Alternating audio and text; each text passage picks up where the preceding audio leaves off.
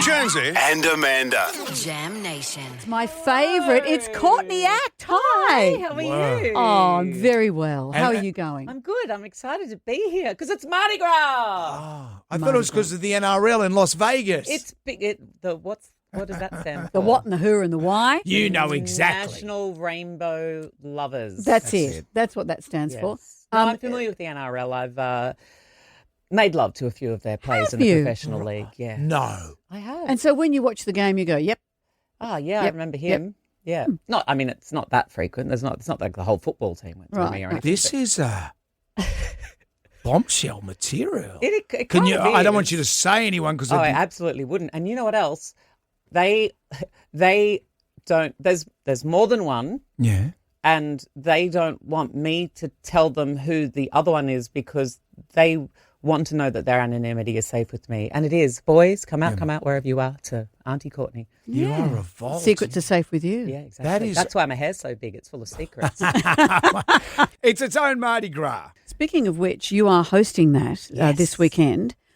I've hosted that in the past, and it was the hardest gig I've ever had because you have it used to be, I don't know how it is now, we had an entire folder that had all the different floats, and you have a voice in your ear saying, float number 12, and they say, no, float number 159, because of all the mayhem backstage. Yes. But also, I was looking out a window, but also I had to see what I was seeing in the street, but then remember that I also had to look at a small monitor as what the TV was seeing. Is it still a hard gig? Last year was my first year anchoring, and it was very much that in rehearsal where I sat down and I was like, oh, God, there's someone in my ear, there's an auto cue, there's a camera, there's a parade behind me, there's the co-host. And a changing parade, literally, Yes. and of changing numbers, They've gotten all that of it. bit a bit better. Yeah. Was your first Mardi Gras, was it like 1994? Oh, you've got a better memory than I have. I remember being at home. It was the 90s, whenever it was. I remember recording the Mardi Gras on a VHS. Yeah.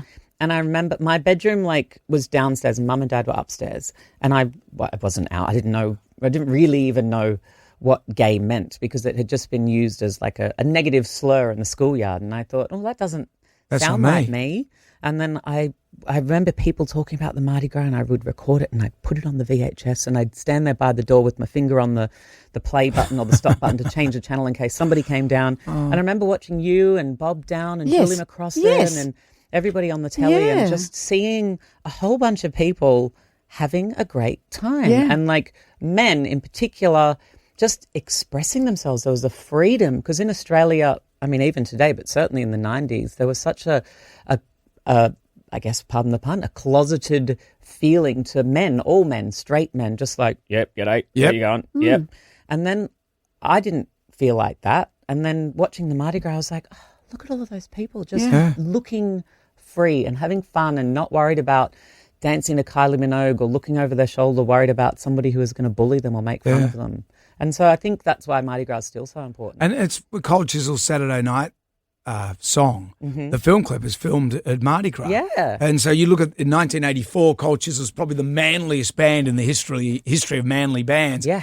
And that bit where the guy goes, well, if you don't like it, what have you been standing there for 20 minutes? That's a guy at Mardi Gras, like a large drag queen, yelling out at someone that's, I didn't know that. But that's what I mean. That's part of our DNA. And Jimmy Barnes, it's funny because Jimmy and Kylie performed at Mardi Gras the first time. They were the first two sort of mainstream artists. And I feel like a lot of the queer community's love of Kylie, I think, is because back then in the 90s, big pop artists weren't celebrating queer culture. They weren't performing at Pride. It's like now everyone's performing at Pride. It's like the place that artists want to go and perform. Well, I'm going to be standing on a milk crate cheering you on Saturday wearing night. Sensible shoes. I'm wearing sensible shoes right now. I've got a pair of high heels on my bag. You've got your Crocs on. I've got Crocs on, but I do have, look, hang on, I'll just put them on Isn't the that desk. bad luck to put them on a It is table? bad luck. Yeah, don't do that. Don't do so that before you're doing a big pretty. They're so performance. pretty. Thank Courtney you. Act, we're going to catch all the Yes. colour of you. Sydney Gay and Lesbian Mardi Gras Parade, Saturday, 7:30, ABC and ABC iView. Yeah, watch it live.